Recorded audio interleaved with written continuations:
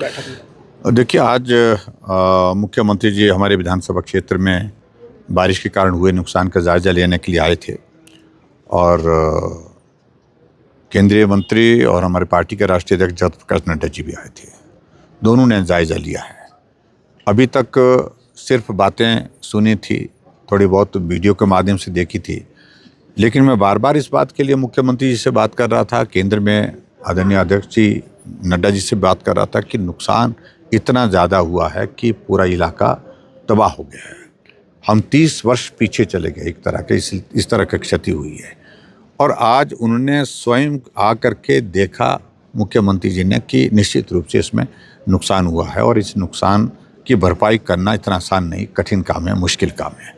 आदरणीय नड्डा जी ने भी इस बात को अनुभव किया कि बहुत ज़्यादा नुकसान हुआ है, इस नुकसान की भरपाई करने के लिए वक्त लगेगा और उन्हें इस बात के लिए आश्वासन दिया कि केंद्र के समक्ष जो भी प्रस्ताव आपके इस सारे नुकसान की भरपाई के लिए प्रस्तुत करेंगे स्टेट गवर्नमेंट के माध्यम से, हम उसमें पूरा सपोर्ट करेंगे, पूरा उसके लिए जो है मदद करेंगे।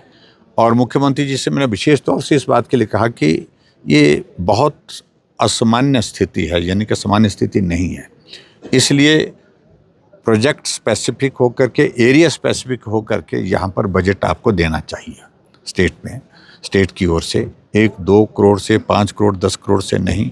ये डैमेज जो हुआ पड़ा है, ये डैमेज मेरा आकलन, मोटा आकलन मैं कह सकता हूँ कि अगर प्राइवेट प्रॉपर्टीज़ को और सारी चीज़ों को अगर हम देखें तो it's not less than 500 crore rupees.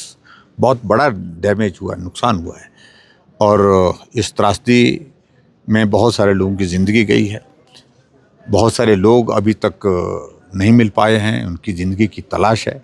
तो ऐसे सूरत में ये बहुत आवश्यक है कि यहाँ युद्ध स्तर पर काम हो। तो मैंने रेस्टोरेशन के लिए कहा, सड़कों को रिस्टोर करिए। सड़क बनेगी तो IPH वाले पाइपें ले जा पाएंगे, जो उनकी पाइपें, जो वाटर सप्लाई स्कीम्स खराब हुई है। सड़क बनेगी, इलेक्ट्रिसिटी बोर्ड वाले पोल ले जा पाएंगे, कंडक्टर ले जा पाएंगे, यानी कि काम कर पाएंगे।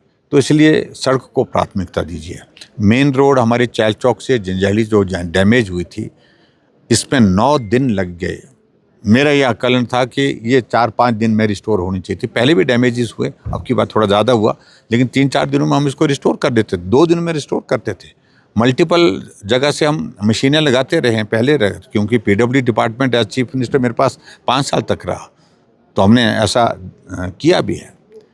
लेकिन फिर भी उसके बावजूद मुख्यमंत्री जी यहाँ जिक्र कर रहे थे कि इतनी JCB, मुझे लगता है कि JCB की गिनती करने में नहीं जाना चाहिए, हमको काम करना चाहिए, काम का लाभ लोगों को मिलना चाहिए, लोगों को सुविधा मिलनी चाहिए। बहुत सारे लोग घर छोड़ करके परिवार के साथ जो है शेल्टर होम में ठहरे हैं, बहुत सारे लोग रिश्तेदारों के पास ठहरे हैं। हमने क्या उनके लिए उचित व्यवस्था करिए, एक पॉलिसी फ्रेम करिए, क्योंकि इस तरह के डैमेजेस बहुत कम हुए हैं पहले, आज से पहले। तो इसके लिए शेल्टर होम के लिए जगह तलाशिए, ताकि प्रीफैब स्ट्रक्चर के साथ उनको वहाँ पर कमरा दिया जाए और कम्युनिटी किचन की व्यवस्था की जाए, कम्युनिटी टॉयलेट की व्यवस्था की जाए, ताकि वो लोग सर्दी का मौसम थोड़ा आराम से काट सके, अन्यथा सर्दी के मौसम में बहुत बड़ी परेशानी लोगों को होगी। वाटर सप्लाई स्कीम्स को रिस्टोर करने के लिए अभी तो पानी बारिश के कारण कहीं से भी मिल रहा है। अभी तो जो भी टेम्परेरी अरेंजमेंट के मुताबिक जहाँ से पाइप जोड़ेंगे, पाइप में पानी आ जाएगा, लेकिन 2 महीने बाद, 1.5 महीने के बाद जब बरसात ख़त्म हो जाएगी तो पानी नहीं मिलेगा।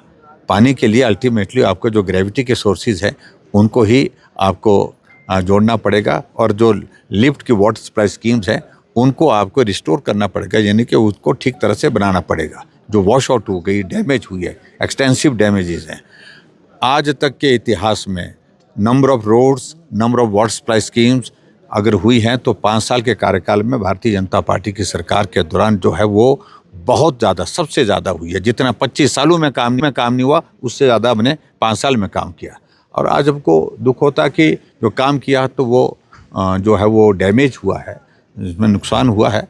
तो इसलिए आज मुख्यमंत्री जी के साथ मैंने उचित समझा बैठना, मिलकर के बात करना कि आप अधिकारियों को कहें कि वो काम करें, और जो गाइडलाइंस, जो डायरेक्शंस और जो फीडबैक हम उनके साथ दे सकते हैं, उनको दे सकते हैं, वो इलाके के भले के लिए होगी।